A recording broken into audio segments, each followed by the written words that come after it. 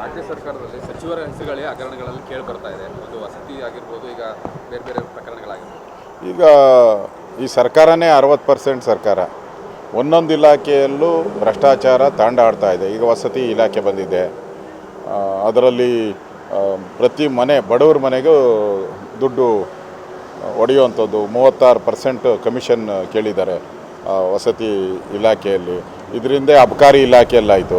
ಅಬಕಾರಿ ಇಲಾಖೆಯಲ್ಲಿ ಲೂಟಿ, ಅದು ಹಿಂದೆ ವಾಲ್ಮೀಕಿ ನಿಗಮದ ಲೂಟಿ ಆಯಿತು, ಹಿಂದೆ ಸಿದ್ದರಾಮಯ್ಯನ ಸೈಟು ಲೂಟಿ ಆಯಿತು.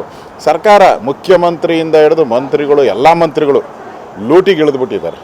ಯಾಕಂದರೆ ಹೈಕಮಾಂಡ್ಗೆ ಕಪ್ಪ ಕಾಣಿಕೆ ಕೊಡೋದ್ರಲ್ಲಿ ನಾ ಮುಂದು ನೀ ಮುಂದು ಅಂತೇಳಿ ಕಪ್ಪ ಕಾಣಿಕೆನ ಯಾರು ಜಾಸ್ತಿ ಕೊಡ್ತಾರೋ ಅಲ್ಲಿ ಬೆಲೆ ಜಾಸ್ತಿ ಹೈಕಮಾಂಡಲ್ಲಿ. ಅದಕ್ಕೆ ಜಾಸ್ತಿ ದುಡ್ಡು ಹೊಡೆದು ಜಾಸ್ತಿ ದುಡ್ಡು ಡೆಲ್ಲಿಗೆ ಕೊಡಬೇಕು ಅನ್ನೋದು ಇವ್ರದ್ದು ಉದ್ದೇಶ. ಆ ಉದ್ದೇಶದಿಂದ ಇವರು ಕರ್ನಾಟಕವನ್ನು ಲೂಟಿ ಮಾಡ್ತಾಯಿದ್ದಾರೆ. ಅವ್ರಿಗಿರೋದೇ ಇದೊಂದು ಸರ್ಕಾರ, ಲೂಟಿ ಮಾಡೋಕ್ಕೆ ಇಲ್ಲಿಂದನೇ ಹೈಯೆಸ್ಟ್ ಮನಿ ಹೋಗೋದು. ಈಗ ಬಿಹಾರ್ ಎಲೆಕ್ಷನ್ ಬರ್ತೈತೆ ಎಲ್ಲ, ಇಲ್ಲಿ ಲೂಟಿ ಹೊಡೆದು ಅಲ್ಲಿ ಕೊಡಬೇಕು.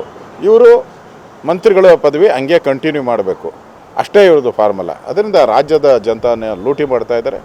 ಇದು ನಾವು ಹೋರಾಟವನ್ನು ಫಿಕ್ಸ್ ಮಾಡ್ತಾಯಿದ್ದೀರಿ. ನಾಳೆ ನಾಡೋದರಲ್ಲಿ ಇಡೀ ರಾಜ್ಯಾದ್ಯಂತ ಹೋರಾಟವನ್ನು ಫಿಕ್ಸ್ ಮಾಡಿ ಈ ಜನ ಬಡವರ ಮನೆಗಳಿಗೆ ಕನ್ನ ಹಾಕುವಂಥ ಕೆಲಸವನ್ನು ಮಾಡಿದ್ದಾರೆ. ಆ ವಿರುದ್ಧವಾದಂಥ ಹೋರಾಟವನ್ನು ನಾವು ಮಾಡ್ತೀವಿ.